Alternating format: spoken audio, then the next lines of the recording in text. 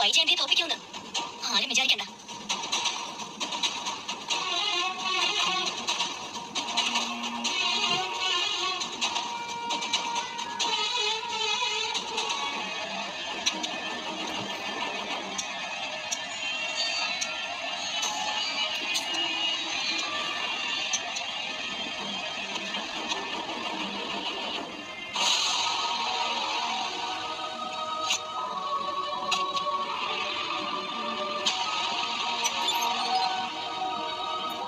ജയിച്ചെന്നായിരിക്കും നിന്റെ വിചാരം ലേഡി.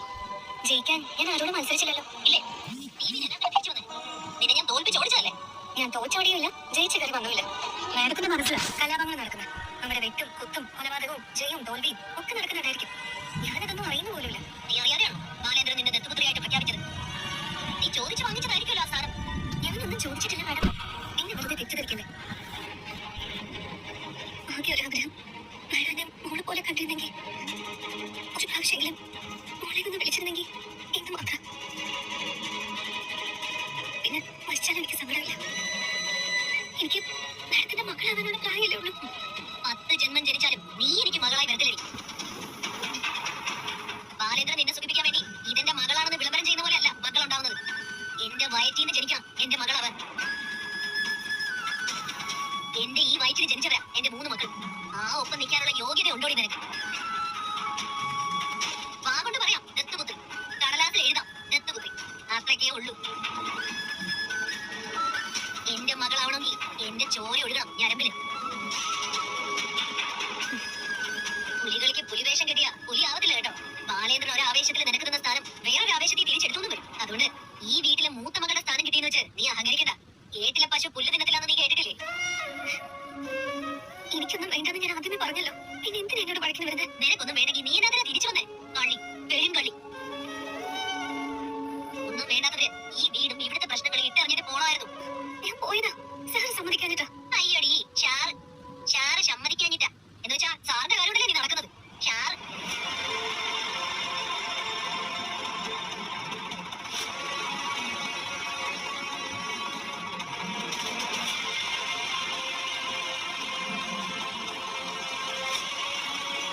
ഞാനും നീയും കൂടി ഒന്നിച്ച് ഈ വീട്ടിൽ താമസിക്കാൻ ഞാൻ ഉദ്ദേശിച്ചിട്ടില്ല.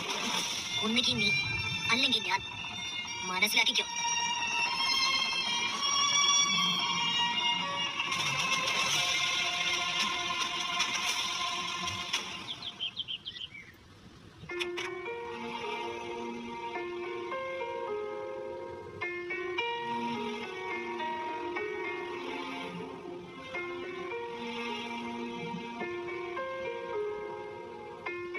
മുത്തശ്ശി റിലാക്സ് ചെയ്യാണല്ലേ? എണീറ്റ് നടക്കാൻ നോക്കിയായിരുന്നോ? അതിന് ആരെങ്കിലും സഹായം വേണ്ടേ? ഒരുമാതിരി ശരിയായി വന്നതായിരുന്നു. എല്ലാരും കൂടി എന്നെ പറഞ്ഞയച്ചോണ്ടല്ലേ, അല്ലെങ്കിൽ ഇതിനകം ഹോസ്പിറ്റലിൽ പോയി ബെൽറ്റൊക്കെ മാറ്റി പിച്ചാച്ച് നടന്നു തുടങ്ങായിരുന്നു. ഓ, അതൊന്നും ഇനി പറയാതിരിക്കാൻ ഭേദം. നീ ഏറ്റെടുത്ത ഭരണം. എനിക്ക് ആരെയും ഭരിക്കണ്ട മുത്തശ്ശി. ഞാൻ നിങ്ങളെ എല്ലാവരെയും സഹായിക്കാനും ശുശ്രൂഷിക്കാനും വേണ്ടി വന്നതല്ലേ. പക്ഷെ നിങ്ങൾ എല്ലാരും കൂടി എന്നെ ഇവിടുന്ന് പുറത്താക്കി. പിന്നെ ഞാൻ തിരിച്ചു വന്നു. മുത്തശ്ശിക്ക് എന്നോട് അനിഷ്ടമുണ്ടെന്നൊക്കെ എനിക്കറിയാം.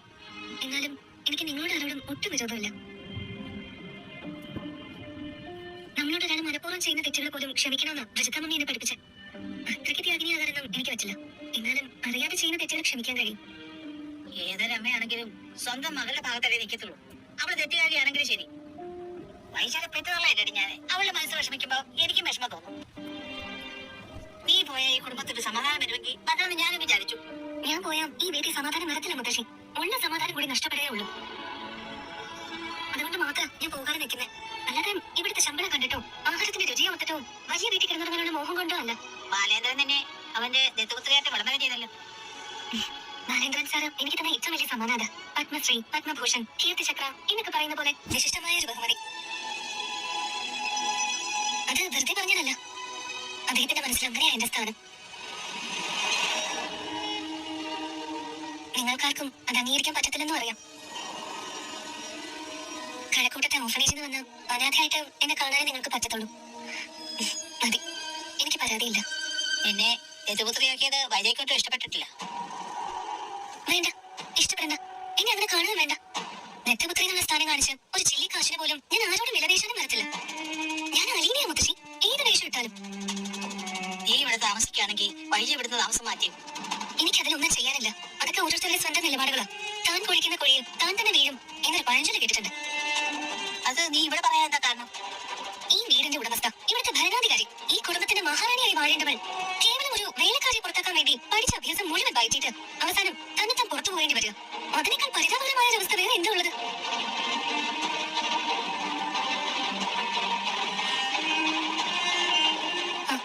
കാപ്പി കുടിക്കും മുത്തശ്ശി, തണുത്തു പോവും. അത് കഴിഞ്ഞിട്ട് വേണം ഈ ബെഡ്ഷീറ്റ് മാറണം, പുതപ്പും പില്ലോ കവർ മാറണം, ചെറിയ ചൂടുവെള്ളത്തിൽ കുളിക്കണം, ഈ മുഷിഞ്ഞ ഡ്രസ്സ് മാറണം. ഞാൻ റെഡിയാ. മുത്തശ്ശി റെഡിയാണോ? കാപ്പി കുടിക്കും.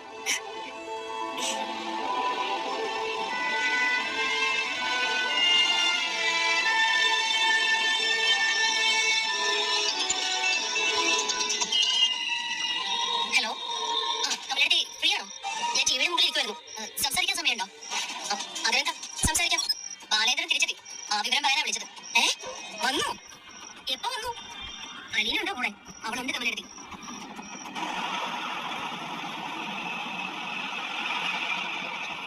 സത്യം പറഞ്ഞ അവള് ബാലേന്ദ്രന്റെ കൂടെ കയറി വരുന്ന കണ്ടപ്പം എനിക്കവിടെ കൊല്ലാനോ തോന്നിയത്. റിസോർട്ടിലൊക്കെ പോയി ഒരാഴ്ചത്തെ സുഖവാസം കഴിഞ്ഞ് എത്തിയപ്പോ അവളൊന്ന് തെളിഞ്ഞു കാണുമല്ലോ. അതൊക്കെ പോട്ടെ കമലേട്ടി. ബാലേന്ദ്രൻ പറയുവാ അലീന അയാളുടെ മകളാണെന്ന്. മകളോ? അത് ഏത് വകുപ്പില്? ബാലേന്ദ്രൻ അവളെ ദത്തെടുത്തേക്ക് വേണമെന്ന്. എന്റെ മക്കൾക്കുള്ളതുപോലെ എല്ലാ അവകാശവും അവൾക്കും ഈ വീട്ടിലുണ്ടെന്ന്. എന്നിട്ട് നിങ്ങൾ എല്ലാവരും അത് കേട്ടോണ്ടിരുന്നോ? അവളെ കൂടെ പുറപ്പായിട്ട് കണക്കാക്കാൻ മനസ്സിലാത്തവരെ ഈ വീട്ടിൽ ഇറങ്ങി പോയിക്കോളാൻ പറയുക. അത്രയ്ക്കൊക്കെ ബാലേന്ദ്രൻ ഇത്രയും കാലം പൂച്ചയെ പോലെ പതുങ്ങിയിരുന്നത് ഇതിനായിരുന്നു. അവളെ കൊണ്ട് ഒരു ജോലിയും ചെയ്യിക്കാൻ പാടില്ല. അവള് മനസ്സുണ്ടെങ്കിൽ ചെയ്യും, ഇല്ലെങ്കിൽ ചെയ്തില്ല. ഇതൊക്കെ നിന്റെ വീട്ടിലല്ലാതെ വേറെ എവിടെയെങ്കിലും നടക്കുമോ വൈജയ്? പിള്ളേരുടെ എല്ലാം മുന്നിൽ വെച്ച് ഇങ്ങനെയൊക്കെ പറയുന്നത് കേട്ടിട്ട് എന്റെ തോലി ഉരിഞ്ഞതുപോലെയായി. ഈ വീട്ടിൽ ഇപ്പൊ ഞാൻ ആരായി? പിള്ളേ ഇത് കേട്ടോണ്ടിരുന്നോ? അവരുടെ വായിൽ നോക്കില്ലായിരുന്നോ? ഇത്രയും കാലം ഇല്ലാതെ ഓള് ഇപ്പൊ എങ്ങനെ പൊട്ടുമുളച്ച് ഓണ്ടായെന്ന് ചോദിക്കാൻ പാടില്ലായിരുന്നു. ആരുണ്ട് ചോദിക്കാൻ? രോഹിത് ഒരു തെമ്മാട്ടര കാണിച്ചു കാരണം അവനൊന്നും മിണ്ടാൻ വയ്യ. പിന്നെ പകരമോള് അവക്ക് അച്ഛനെ പേടിയാ. കൃഷ്ണമോളുടെ കാര്യം പിന്നെ പറയണ്ടല്ലോ. അച്ഛൻ പറയുന്നതും ചെയ്യുന്നതും എല്ലാം അവർക്ക് ശരിയാ. എന്നെ നാണക്കേടാ വൈജയ്. ഒരിക്കലും ഇതിന് നിന്നു കൊടുക്കരുത്. ഈ മകളെന്ന് പറയുന്നതൊക്കെ ഒരു മറയാ, നിന്നെ പൊട്ടിയാക്കാൻ വേണ്ടിട്ട്. മകളെന്ന് പറഞ്ഞാ ആരും സംശയിക്കത്തില്ലല്ലോ. ദത്തുപുത്രിയാണെന്ന്. അവളെ ദത്തെടുത്തിരിക്കുകയാണത്രേ. പിന്നെ ദത്തുപുത്രി പെൺമക്കൾ ഇല്ലാഞ്ഞിട്ടാണോ? ഇതൊക്കെ ബാലേന്ദ്രന്റെ ഓരോ അഭ്യാസങ്ങളല്ലേ. നീ കടുകിട വിട്ടുകൊടുത്തല്ലേ രാജീവനെ വിളിച്ച് ഇന്ന് തന്നെ വിവരം പറ. ഞാൻ ഇപ്പൊ തന്നെ ശിവേട്ടനെ വിളിച്ച് പറയാം. എന്നതെങ്കിലും ഒന്ന് ചെയ്യണം കമലേട്ടി. എനിക്കിത് സഹിക്കാൻ പറ്റുന്നില്ല. എനിക്ക് പോലും കേട്ടിട്ട് സഹിക്കാൻ പറ്റുന്നില്ല. അവളെ ആ വീട്ടിൽ നിന്ന് ഇയാൾക്ക് വിടാൻ പറ്റുന്നില്ലെങ്കിൽ പിന്നെ നീ എന്തിനാണ് ജീവിച്ചിരിക്കുന്നത്? കമലേട്ടി, ഞാൻ വെക്കുവാന്നേ. എനിക്ക് വേറൊരു കോൾ വരുന്നുണ്ട്. ഞാൻ പിന്നെ വിളിക്കാവേ. ശരി വെച്ചേ.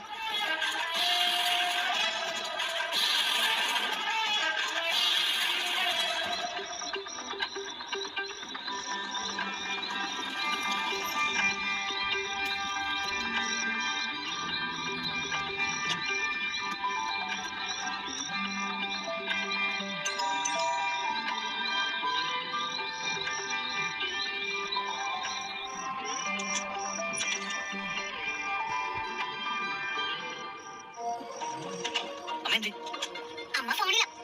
കൊറേ നേരമായി. ആന്റി ഉണ്ടായിരുന്നു കൊറേ സമയം. ഇപ്പൊ അച്ഛനെയാണെന്ന് തോന്നുന്നു. അപ്പൊ മനുവേട്ടനെ അറിഞ്ഞില്ലേ? അങ്കിളും അലീനെ തിരിച്ചു വന്നു. കടപ്പാട്ടൂരിലുണ്ട്. നിസ്സാര സംഭവം അല്ല.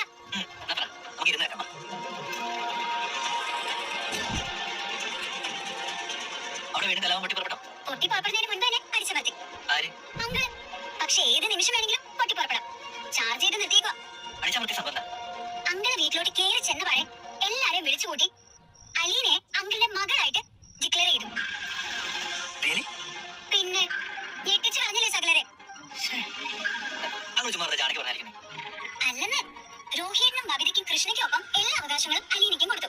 ഇനി ഒരിക്കലും അലീനെ ആരും വേലക്കാരിയായോ ഹോംലെസ്സായോ കാണാൻ പാടില്ല. ആന്റിയുടെ റിയാക്ഷനോ? ഒരക്ഷരം മിണ്ടിയില്ല ആന്റി. എതിർപ്പുള്ളവർക്കെല്ലാം വീട് വിട്ടു പോകാന്ന് എന്നൊരു ഓപ്ഷനും കൂടി അങ്കിൾ വെച്ചിട്ടുണ്ട്. അങ്ങനെ പോകുന്നവർക്ക് താമസിക്കാൻ വീടോ ഹോസ്റ്റലോ ഡോർമെട്രിയോ എന്ത് സൗകര്യം വേണമെങ്കിലും അങ്കിൾ റെഡിയാക്കി കൊടുത്തു.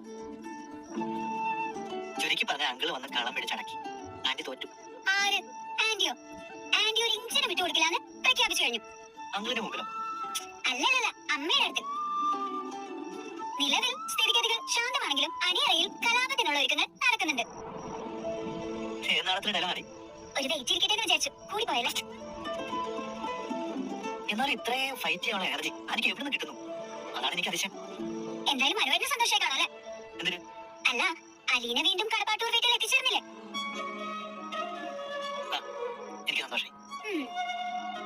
എന്തായാലും മനുവേട്ടൻ കണ്ടുപിടിച്ചു കൊണ്ടുവന്ന മുതല് കൊള്ളാം. അവനൊരു പാവാടി. ഓ, ഒരു പാവത്തിന് ഒരു വീട്ടിലെ എല്ലാവരോടും ഫൈറ്റ് ചെയ്ത് നിൽക്കാനുള്ള തന്റെ ഇടം ഉണ്ടാവോ മനുവേട്ട?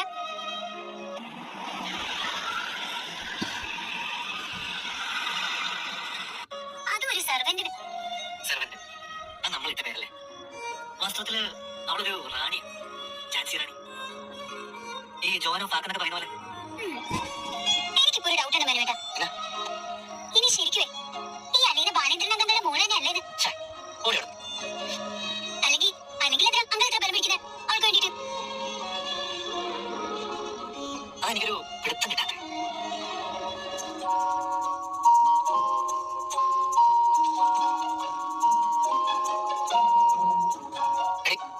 എനിക്ക് ബ്ലാക്ക് കോഫി ഉണ്ടാക്കി തരും.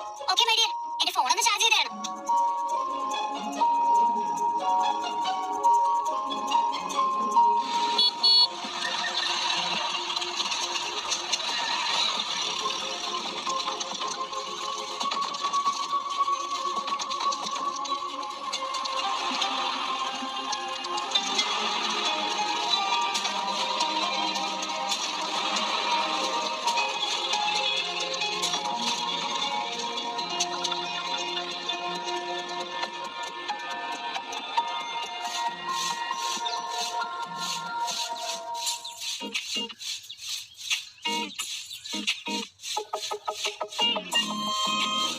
ദത്തപുത്രിക്ക് ജോലിയിൽ മാറ്റമൊന്നുമില്ലല്ലേ?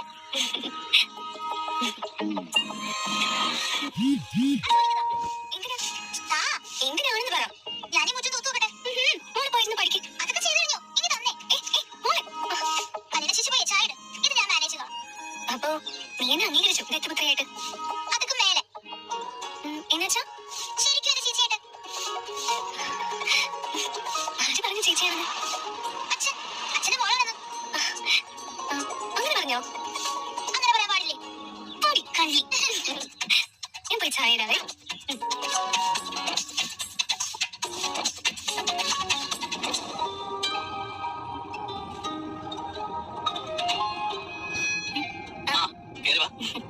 Good morning sir. ഓ മോർണിംഗ്.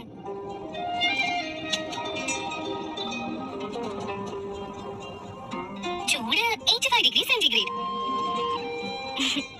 കാറ്റാണോ? ശേഷം കുറവുണ്ട്.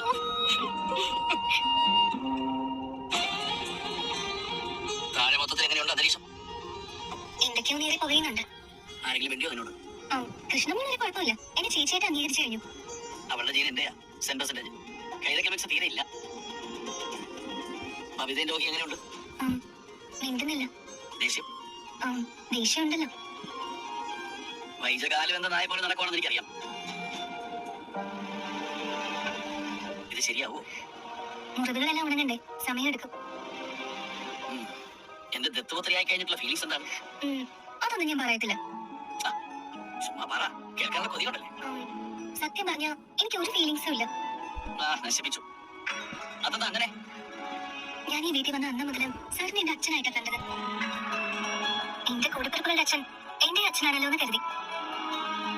എന്റെ അച്ഛന്റെ ചിരി, എന്റെ അച്ഛന്റെ ശബ്ദം, എന്റെ അച്ഛന്റെ നോട്ടം, എന്റെ അച്ഛന്റെ നടത്തം.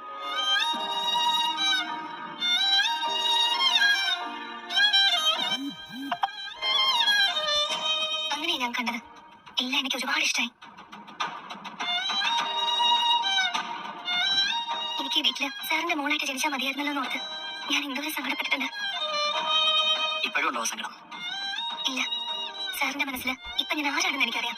എന്റെ സ്ഥാനം എന്താണെന്നും. ഇല്ല, നിനക്കറിയില്ല.